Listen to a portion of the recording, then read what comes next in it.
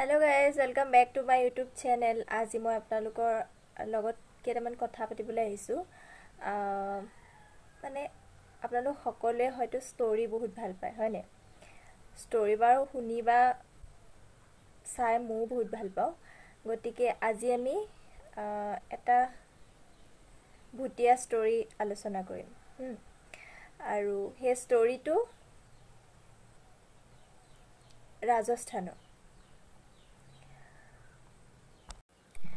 ৰাজস্থানৰ এখন গাঁৱৰ ৰাজস্থানৰ সেই গাঁওখনৰ নাম হৈছে ভাংগৰ। আসলে এটো ষ্টৰী বুলি ক'বলেও মানে অলপ প্ৰবলেম হয়।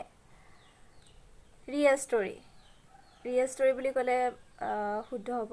ৰাজস্থানৰ এখন গাঁৱৰ ভাংগৰ নামৰ এটা ঠাইৰ ষ্টৰী। বলকচোন আমি আজি ভিডিঅ'টো আৰম্ভ কৰোঁ।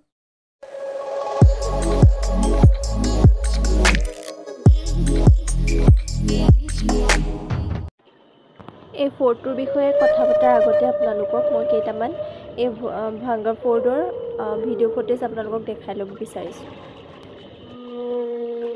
ভাংগৰ ফৰ্টটোৰ এই কথাখিনি বা এই ফৰ্টটো ভাৰতৰ আটাইতকৈ ৰহস্যময় ভুটীয়া ঠাই বুলি জনা যায়। ইয়ালৈ বহুত ভ্ৰমণকাৰী আহে আৰু ইয়াৰ ৰোমাঞ্চক পৰিৱেশৰ অনুভৱ লয়হি। বেছিভাগ মানুহে বিশ্বাস কৰে এই ফৰ্টটো যে ভুটীয়া। গধূলি হোৱাৰ লগে লগে এই ফৰ্টটোলৈ কাকোৱে যাব দিয়া নহয়। মই শুনিবলৈ পোৱা মতে এই ফৰ্টটোৰ সম্ৰাট মধুসিংহৰ আছিলে। এজন তপস্বীৰ অভিশাপত এই ফৰ্টটো অভিশপ্ত হৈ পৰিল।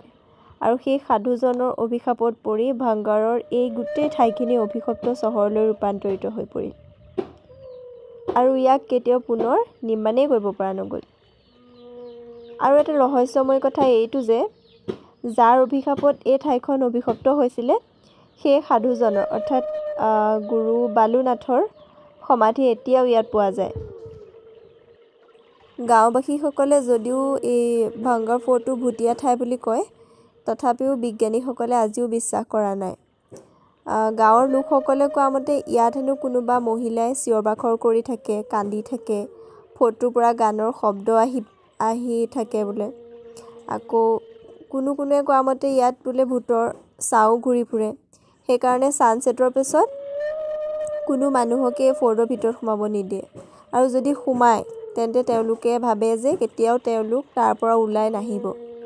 ছানছেটৰ পিছত সেইকাৰণে ইয়াত তলাই লগাই দিয়া হয়।